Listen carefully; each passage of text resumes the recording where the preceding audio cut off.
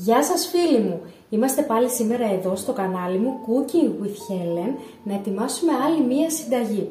Πλησιάζουμε σιγά σιγά στην πρωτοχρονιά και θα φτιάξουμε μια βασιλόπιτα. Ξεκινάμε και βάζουμε, έχουμε λιώσει βιτάμ, ένα τετράγωνο βιτάμ είναι 250 γραμμάρια. Η βασιλόπιτα είναι χωρίς μίξερ, θα την κάνω στο χέρι. Ζάχαρη, 400 γραμμάρια. Αν θέλετε να είναι λίγο πιο γλυκιά, 440. Επειδή θα βάλουμε και μερέντα μέσα, θα γίνει ούτως ή άλλως γλυκιά.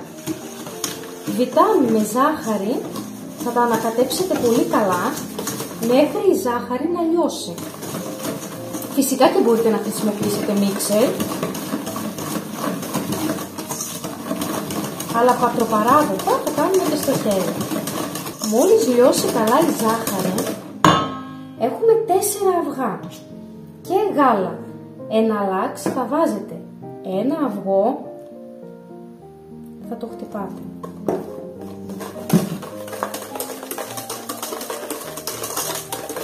Λίγο γάλα.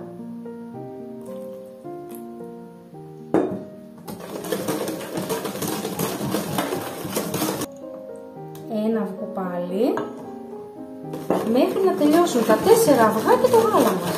Θέλω να σας δείξω ότι και χωρίς μίξερ το κέικ θα γίνει αφράτο, μυρωδάτο, θα τρίξουμε λίγο και ξύσμα από πορτοκάλι, θα γίνει πάρα πολύ νόστιμο. Τώρα θα ξύσουμε λίγο ξύσμα από ένα πορτοκάλι. Αν δεν θέλετε πορτοκάλι μπορείτε να βάλετε και μια κάψουλα βανίλια. Έχουμε κοσκινήσει μία φαρίνα, το κόκκινο το αλεύρι. Θα το κοσκινήσετε όμως, για να γίνει έτσι γίνεται και αφράτο, και σιγά σιγά θα το ανακατέψετε μέσα στο υπόλοιπο μείγμα που έχουμε φτιάξει. Όχι όλο μαζί.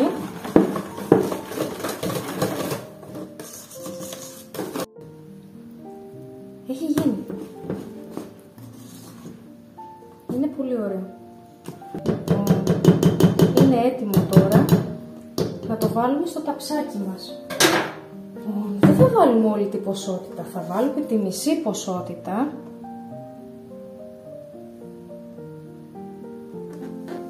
Έτσι εδώ.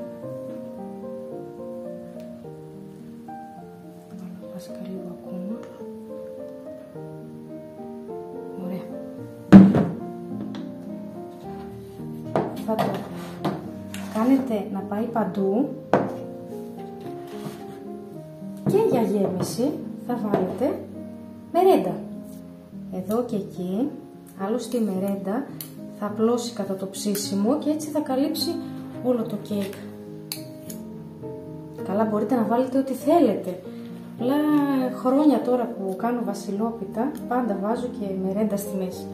Είναι και πολύ ωραία. Τόση. Θα βάλετε από πάνω το υπόλοιπο μείγμα. Όλο τώρα. Λοιπόν, είναι έτοιμη.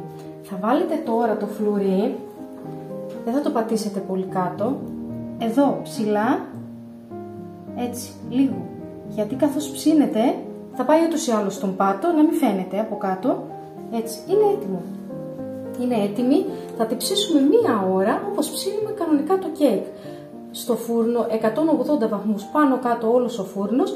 Και όταν περάσει η ώρα θα βάλουμε μια οδοντογλυφίδα ή ένα μαχαίρι καθαρό, θα δούμε αν κολλάει μείγμα. Αν κολλάει, θέλει κι άλλο να ψηθεί, αλλιώς το βγάζουμε. Λοιπόν, μόλις το κέικ μας έχει ψηθεί, 1 ώρα ψήθηκε στο φούρνο στους 180 βαθμούς. Το βγάλαμε, το ξεφορμάραμε, το αφήσαμε να κρυώσει τελείως, φτιάξαμε τη σαντιγί για να μπορέσει η σαντιγί να κάτσει και να μην μας λιώσει. Την ώρα που ψινόταν χτύπησα τη σαντιγί με άφηνη ζάχαρη και την έβαλα στο ψυγείο. Τώρα το κέικ είναι κρύο. Θα το αλείψουμε με σαντιγί, γιατί θέλουμε να είναι και βασιλότουρτα, όπως είπαμε. Ωραία. Τώρα, έτσι για να γίνει λίγο πιο λίγο, έχω και αυτή τη σπατουλίτσα.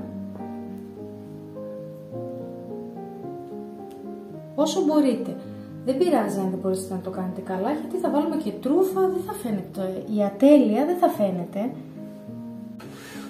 Την έχουμε τελειώσει. Τώρα θα φτιάξουμε μικρές ροζέτες. Θα βάλουμε σε ένα μπολάκι, θέλουμε πάρα πολύ σαν τη γη, να κάνουμε 2 χρώματα τουλάχιστον. Θα βάλουμε κόκκινο. Κόκκινο χρώμα ζαχαροπλαστικής, όχι πολύ.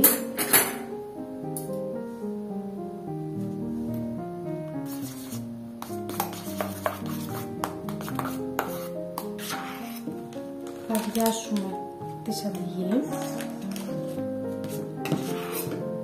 Μπορείτε να πάρετε και ένα ποτηράκι, να βάλετε μέσα αυτό, έτσι, να μπορέσετε να πιάσετε το μπολάκι και να πιάσετε τη σαντιγί.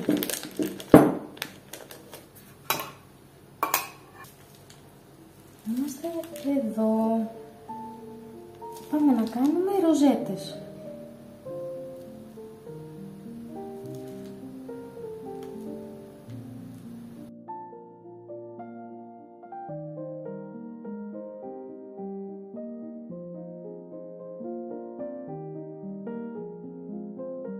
Είναι έτοιμο. Με μια οδοντογλυφίδα. Θα γράψετε πρώτα το 2023 για να έχετε ένα μπούσουλα που θα κάνετε τη ροζέτα.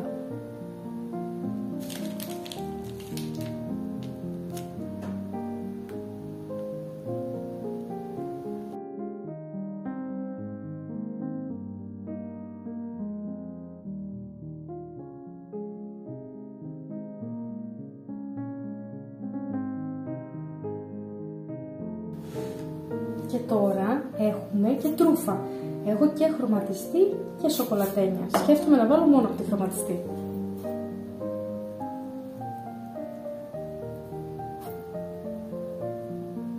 Βάζουμε εδώ και εκεί. Έχουμε και μερικά διακοσμητικά.